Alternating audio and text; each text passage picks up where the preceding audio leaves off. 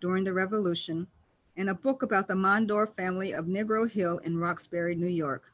Welcome, Rich, and thank you. Thank you, Richetta. I'm very happy to be able to present this information.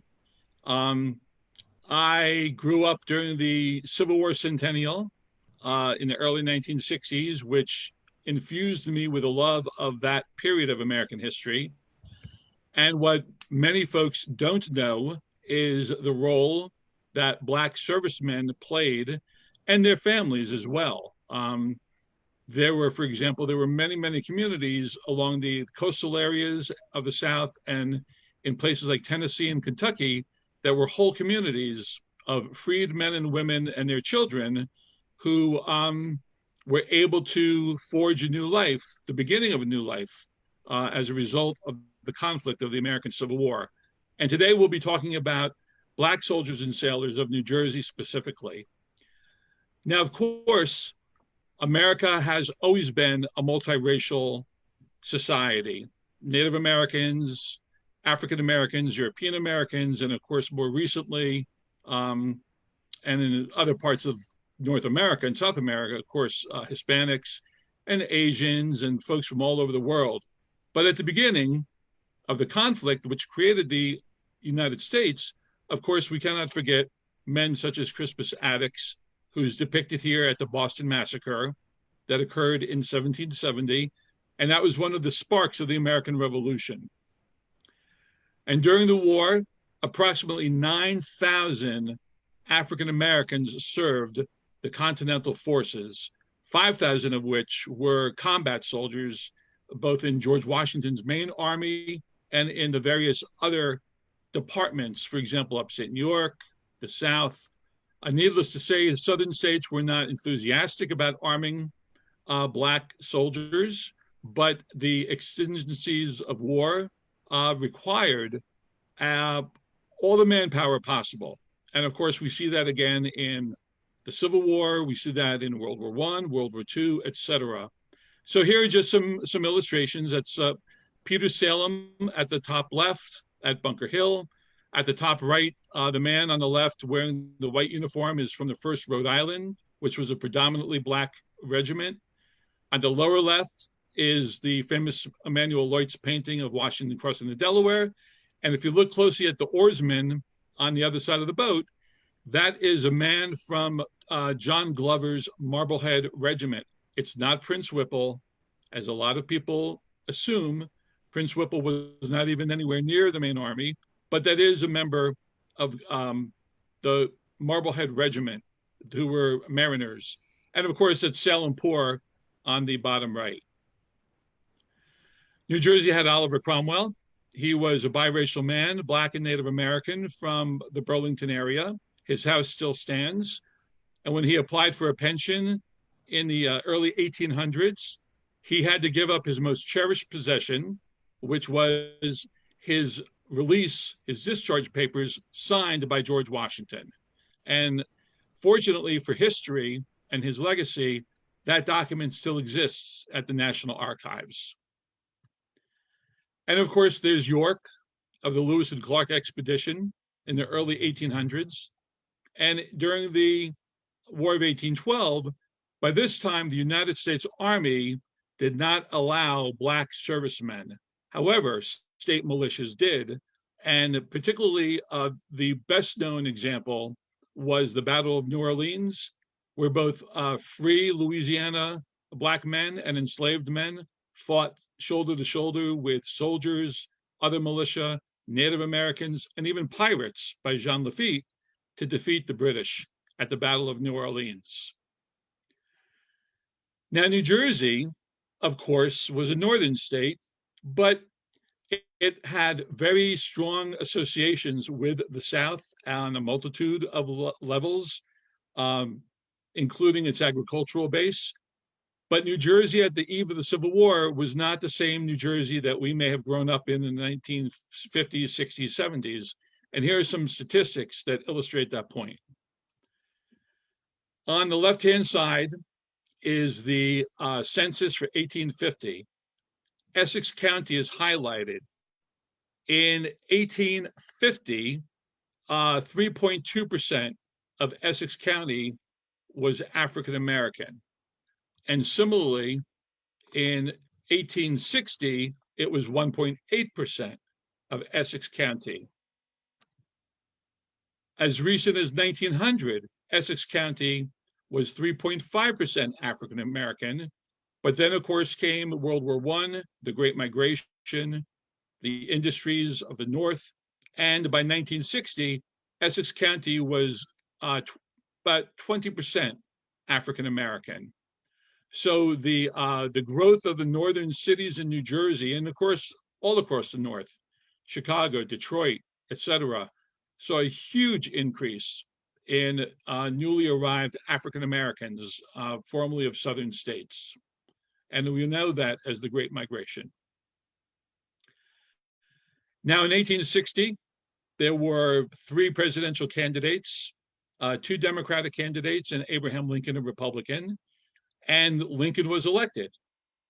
The South had said with the election of Lincoln that they would secede from the United States because the South was afraid that it would lose its power in the national government. And rather than lose its power or work through the courts, work within the legal framework of the Constitution, so that the Deep South decided to form its own country. And of course, on April 12th, 1861, South Carolina soldiers opened fire on the federal fort in Charleston Harbor, Fort Sumter. That inaugurated the American Civil War. Now, of course, the war lasted over 4 years. And as the war progressed, people knew, such as Frederick Douglass on the left and Horace Greeley, noted abolitionists, that the war should not only be a war to preserve the Union, but the war, the crucible that would end American slavery once and for all, which of course was the root reason for the American Civil War. In the first year and a half of the war, Lincoln's main focus was to preserve the Union, but he knew that the war was really caused, as he described it, a house divided. He had said in the 1850s, a house divided against itself cannot stand. So particularly after the bloody Battle of Antietam, there's a painting on the bottom right, and you'll see Confederate artillery, and there's a little white building in the background on the left. That's a photograph of dead Confederate artillerymen in front of that white building, which was a church.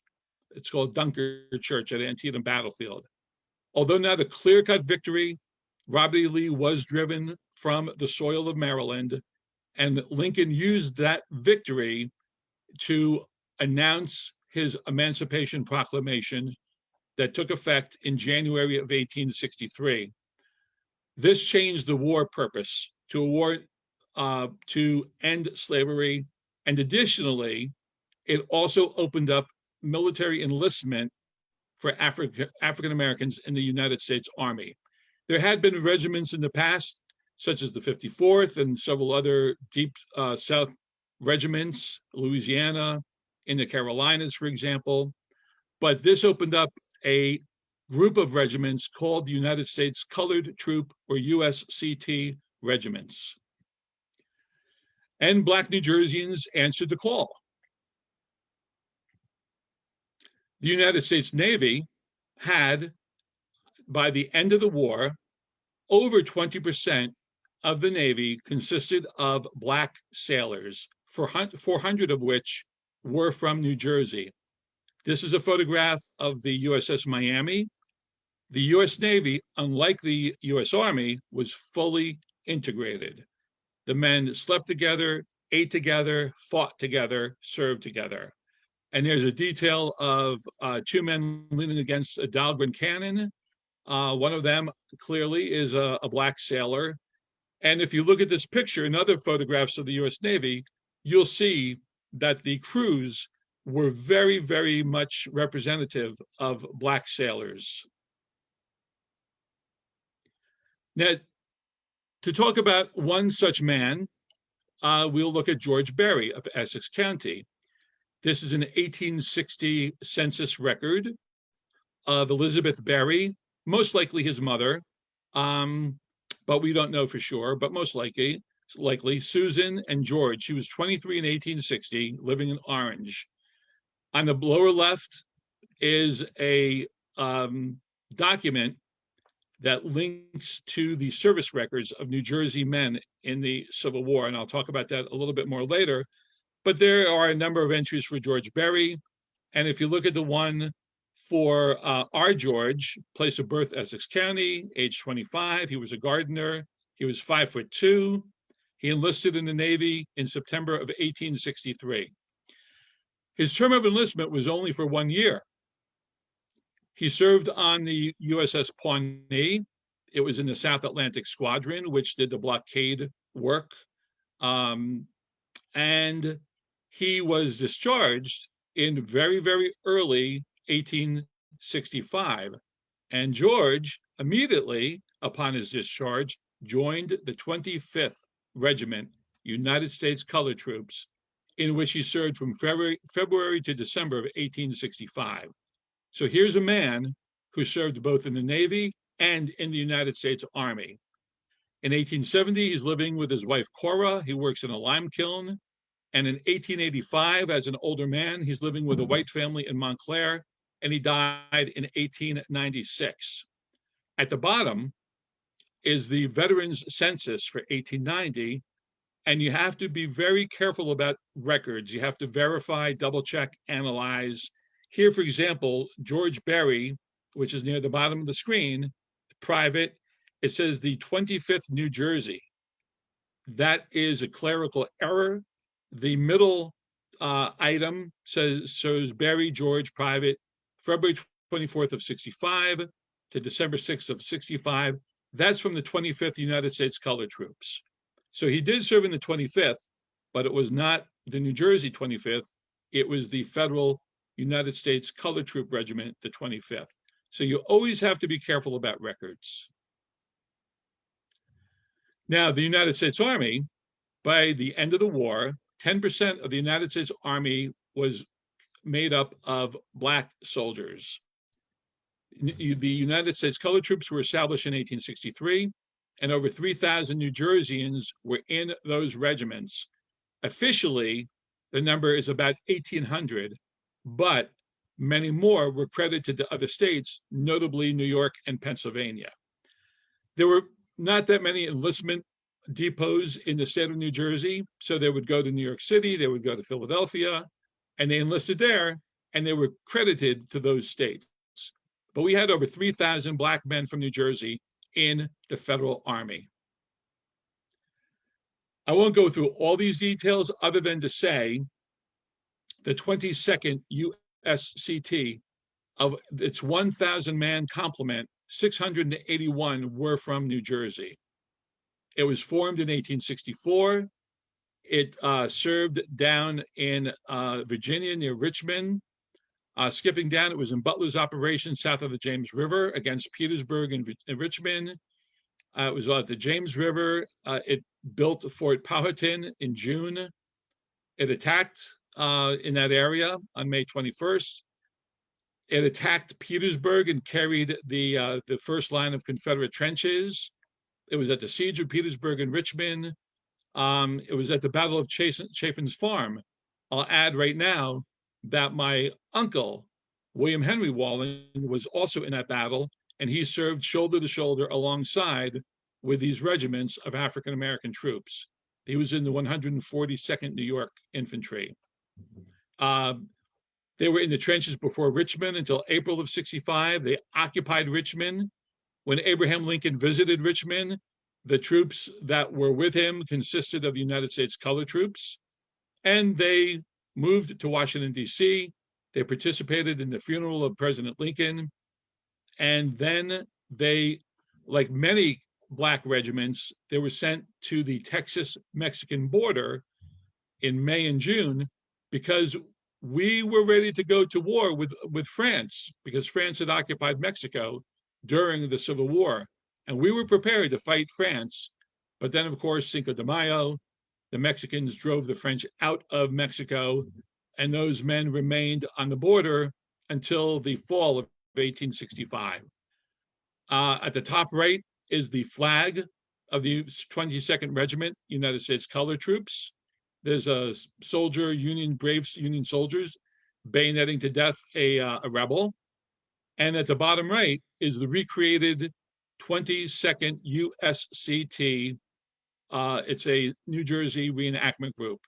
Now, of course, United States Colored Troop regiments had Black servicemen and NCOs, but officers were white.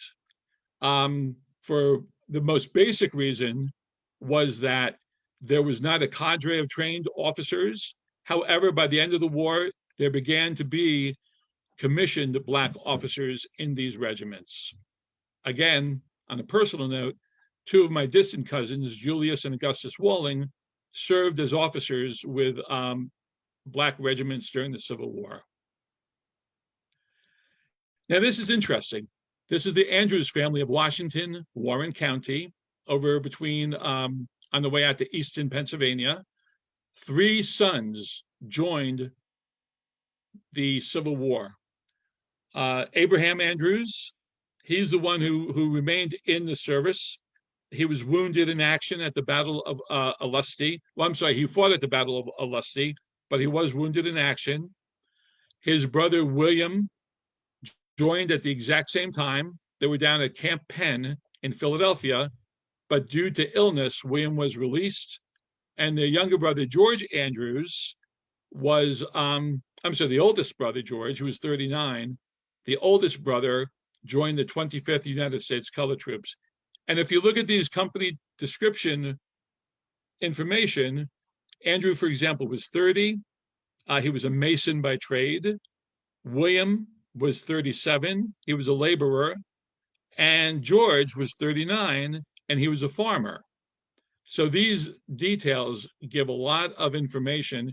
And interestingly, Andrew died in 1906, and his house still stands on Church Street in the village of Washington, New Jersey. This would make a great, great project for a student or anybody to talk about the Andrew family and follow their lives before, during, and after the Civil War. Now, when the war ended, the GAR, the Grand Army of the Republic, was a huge veterans organization. And like America at the time, they were segregated. There were white GAR posts and there were Black GAR posts. However, that wasn't always 100%. For example, the middle picture is Cazenovia, New York, near Syracuse. This is a local GAR post. And there's at least 2 Black veterans among those men. On the left-hand image is from Camden, New Jersey, 1899. It talks about the Colored GAR Subcommittee. South Jersey had the largest percentage of Blacks living in the state at that time. And at the very bottom, when it says societies contribute to Veterans Fund, the Massasoit tribe, which was a social club, not real American Indians, but a social club, they contributed money to the Black GAR posts. And the picture on the right sort of reinforces that concept. This is a veterans parade, New York City, 1912. And this is a contingent of Black veterans with their families marching past the spectators and their fellow veterans as they march past. Now, there were over 14,000 New Jersey African Americans in the American Civil War. And I'm going to double check that figure on the last page, but we'll get to that in a moment. But the sources. So on Ancestry.com, we have such sources as descriptive lists of colored volunteer Army soldiers, register of colored troops deaths during the Civil War, African American Civil War Sailor Index. And there was one other USCT index that had over 1 million entries. I'm sorry, not 1 million, but many, many more entries. On the top right, similarly for the New Jersey State Department, the Department of State, under military and wartime records, they have digital images of the service records of these men.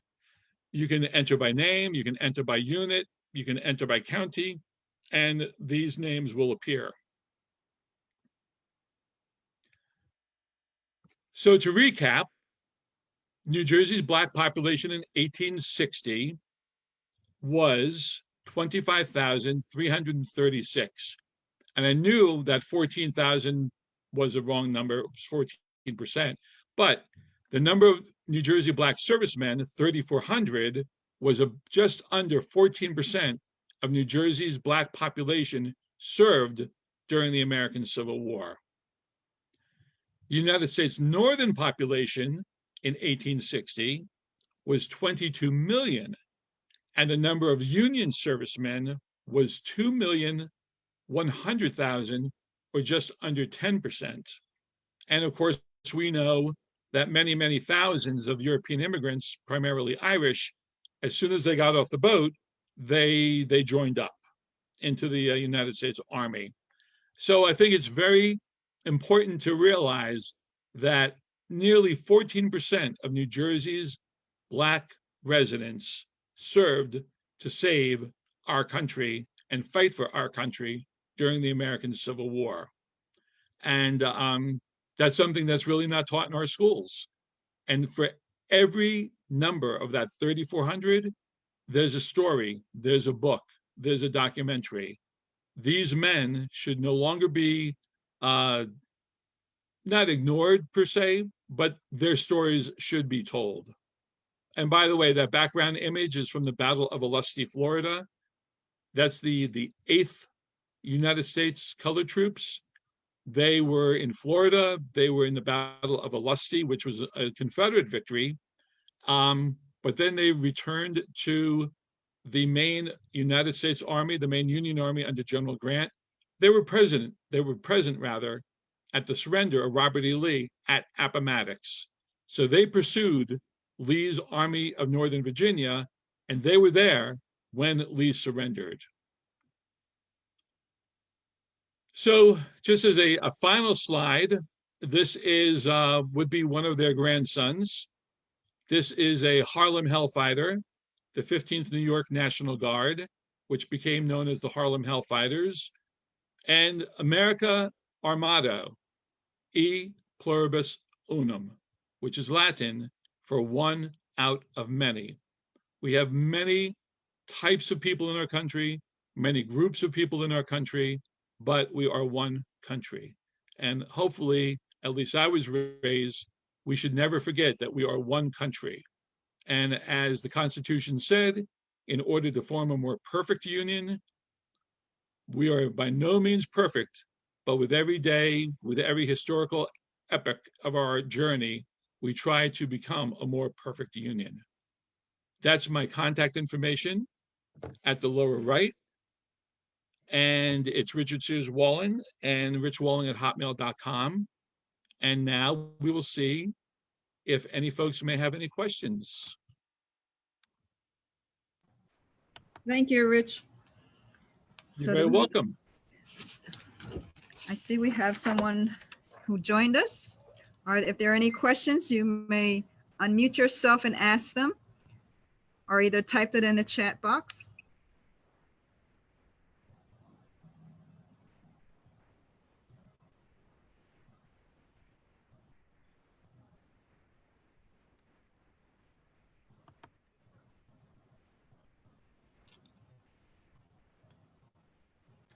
Well, and if there are no questions. Rashida, do you have any questions?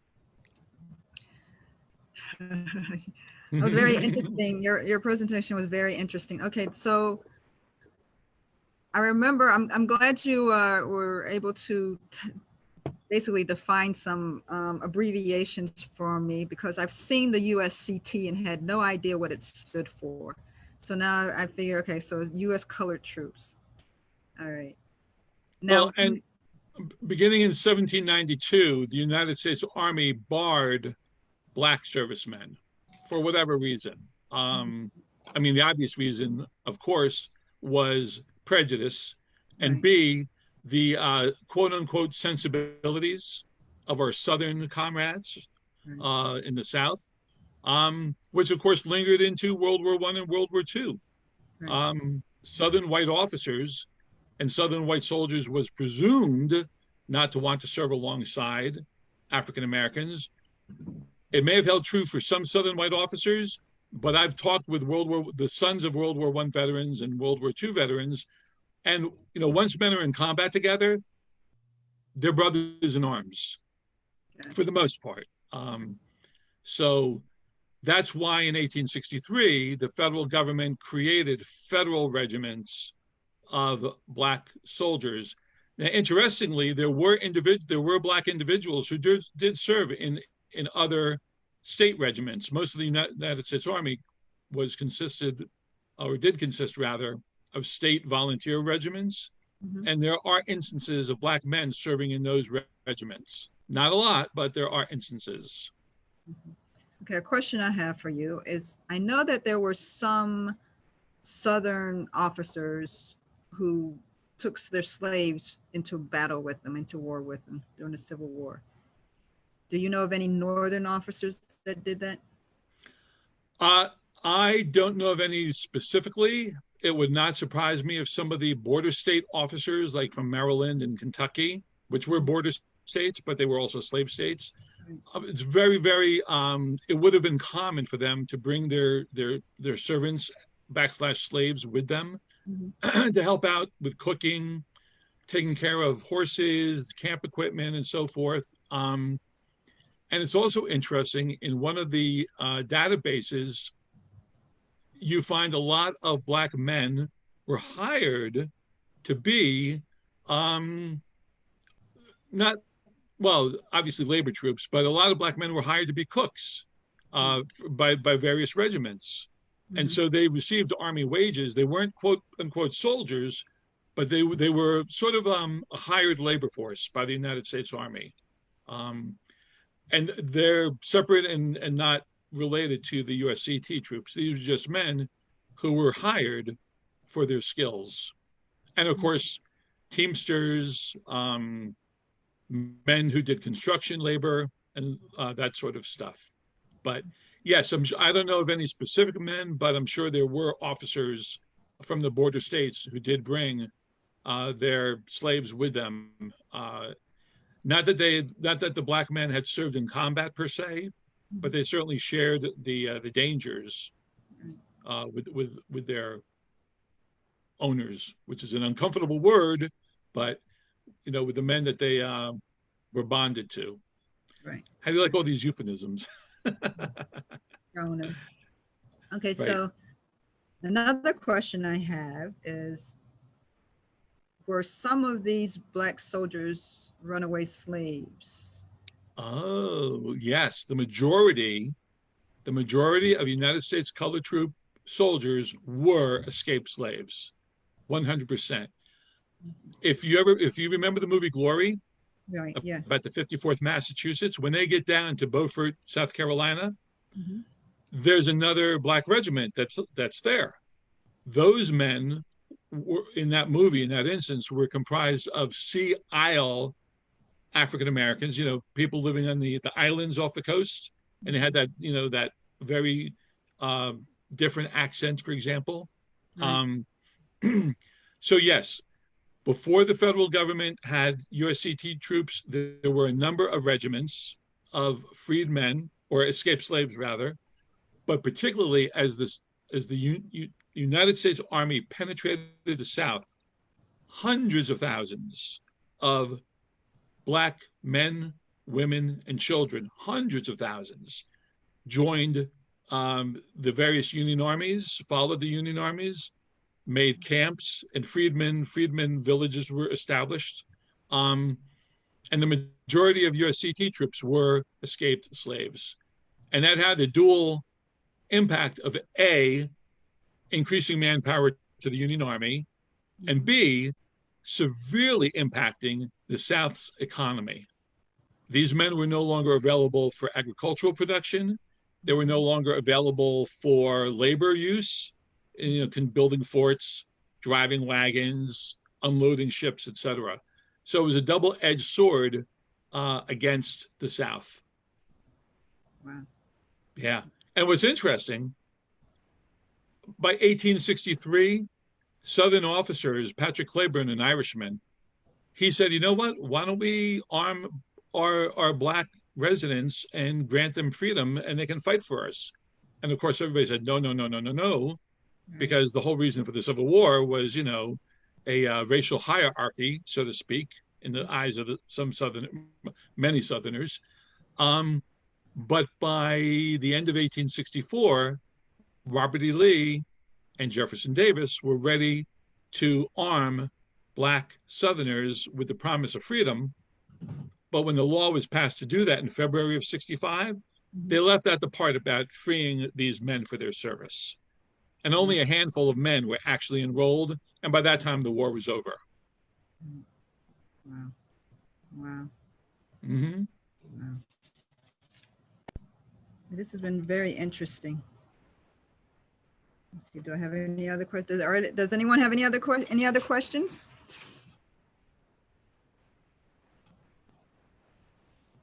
Hold on, let me see if there.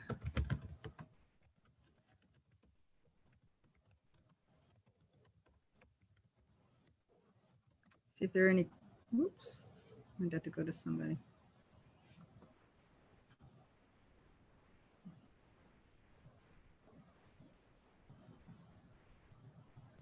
I see one question popped up.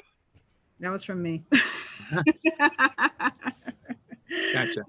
Okay. So I didn't mean it to go to everybody.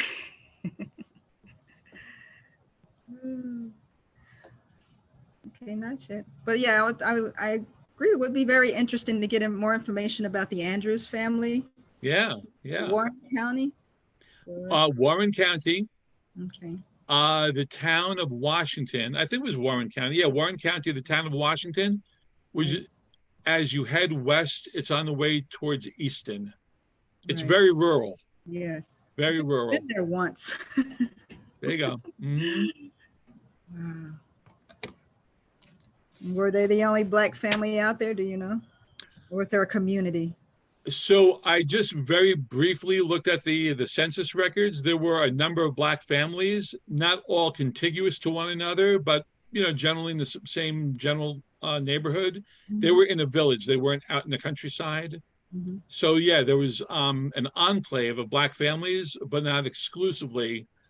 And remember, at this time, poor folks, regardless of their racial or ethnic background, poor folks tended to live in the same areas in these communities. So, you know, you might have Irish, African-Americans, other people of a lower socioeconomic class, working class people. Right.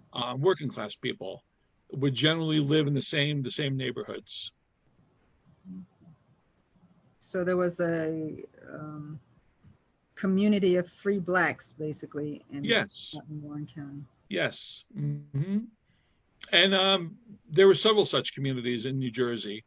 Of course, in South Jersey near Mount Holly, there's a famous community called Timbuktu, right outside of Mount Holly. And people are free to Google that. A very well-known free Black community. And in South Jersey, there were several Black communities. Gouldstown, for example. Mm-hmm. So definitely. And a lot of folks, biracial and triracial marriages were not uncommon. There's one story of an Irishman coming over from Ireland to fight, but his mom was Black. So here's an Irishman who had a Black mother who came from Ireland to fight to free the slaves. So that's pretty interesting. Wow. Yeah. Mm-hmm. That's a good report too. Next year's project. Exactly, right? All right. Well, if there aren't any other questions, Rich, I'd like to thank you for your presentation. It's been wonderful. And hopefully we can do this again. Okay, my pleasure. You have a wonderful day. You too. Take care. Bye-bye.